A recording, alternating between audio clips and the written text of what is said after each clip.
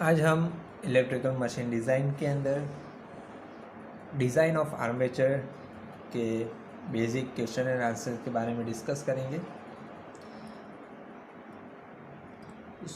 पहला है कि कितने टाइप के आर्मेचर वाइंडिंग होते हैं डीसी मशीन के अंदर। Types of armature winding in DC machine. तो टोटल 2 टाइप्स के होते हैं। एक है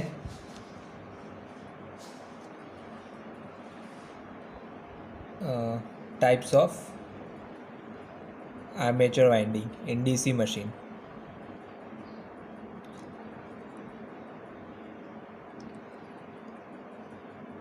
तो टोटल कितने टाइप के होते हैं? 2 टाइप्स। ओके, 2 टाइप की आर्मेचर वाइंडिंग होती है।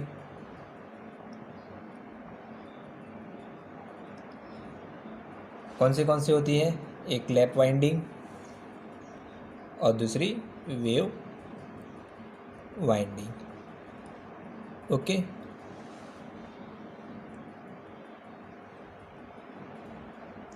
फिर उसके बाद में पोल पिच। पोल पिच की डेफिनेशन हम देखेंगे। पोल पिच क्या होता है? So it is the ratio of number of armature slot divide by pole. Okay, it is the ratio of armature slot per pole. Okay, अब हम एक example लेते हैं कि 4 पोल डीसी मशीन है।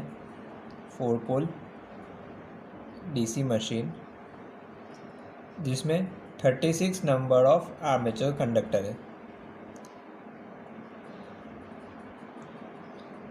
तो पोल पिच कितना होगा?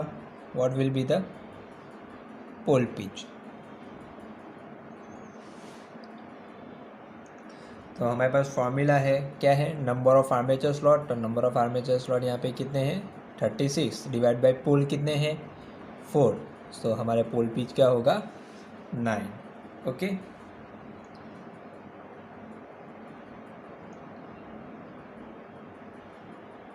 फिर उसके बाद में और एक इम्पॉर्टेंट पॉइंट है कि जो हम स्लॉट वैल्यू है, स्लॉट वैल्यू रहती है जो आर्मेचर की, तो वो किसके ऊपर डिपेंड रहती है? Types of winding. Slot value for armature depend on types of winding. ये हमेशा याद रखना कि जो स्लॉट वैल्यू होती है वो वाइंडिंग के ऊपर डिपेंड रहती है। ओके, फिर बाद में है what are the condition for choosing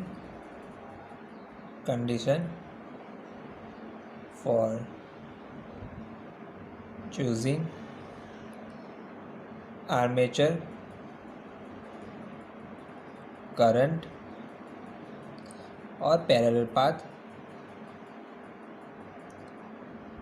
in armature design. Condition क्या होनी चाहिए in armature design? Okay, so what are the condition for choosing the armature current in the armature design? तो जब भी हम आर्मेचर स्लॉट को डिज़ाइन करेंगे, armature current क्या होना चाहिए? आर्मेचर करंट हमेशा लेस देन 200 होना चाहिए। चाहे वो लैप वाइंडिंग हो या फिर वेव वाइंडिंग हो, आर्मेचर करंट हमेशा लेस देन 200 एम्पियर होना चाहिए for both lap and wave winding. Okay, फिर उसके बाद में आर्मेचर स्लॉट पिच की रेंज क्या होनी चाहिए? Range of armature slot pitch ये कितनी होनी चाहिए? 25 mm to 35 mm। ओके, जब भी हम आर्मेचर स्लॉट डिज़ाइन करेंगे उसकी रेंज क्या होनी चाहिए आर्मेचर स्लॉट पिच की 25 mm to 35 mm। ओके,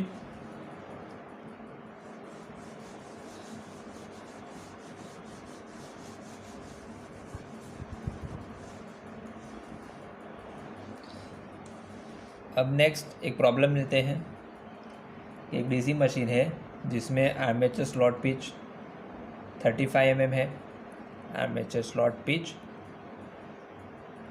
कितनी है 35 mm और डायमीटर क्या है 0.2 metre. Then what will be the number of armature slot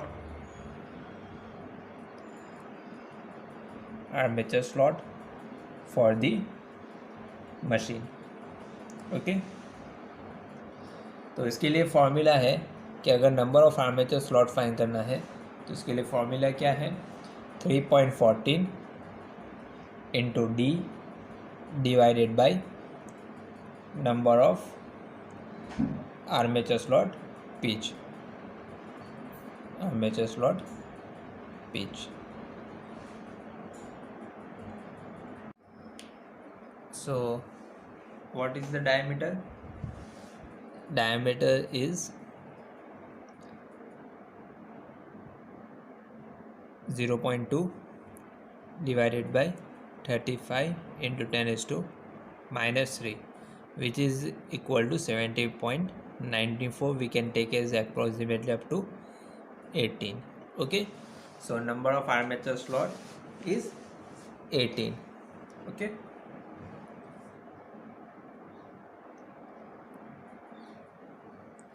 now second is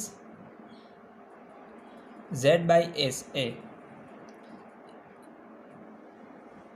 ये क्या होता है means what is Z by SA calculation. Okay, so it is a armature conductor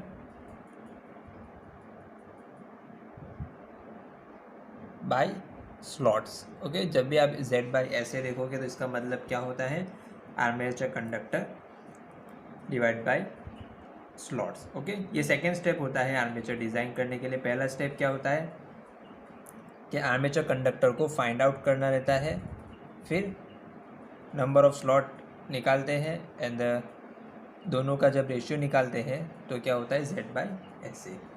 okay, now second is formula for calculating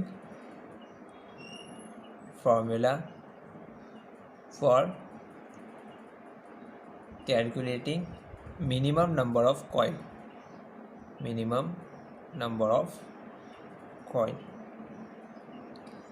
okay, so इसका answer क्या होता है voltage divided by 15। Okay, तो ये मिनिमम नंबर ऑफ कॉइल निकालने की फॉर्मूला है voltage by 15। Now again one numerical, we have Z is equal to 228 conductor, number of coil C equal to 38। Now what will be the turn per coil ratio. Okay, so turns per coil की formula क्या है number of armature conductor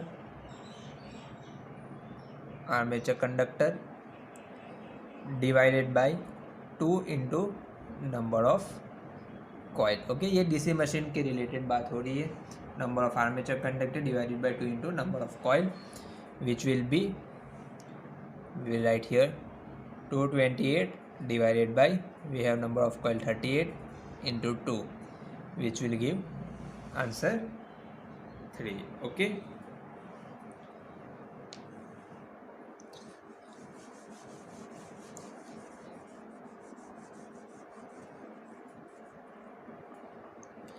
next also we again one problem, for DC generator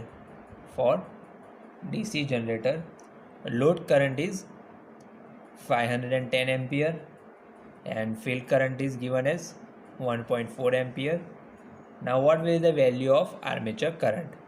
Value of armature current. Okay, so for DC generator, IA is equal to load current plus field current.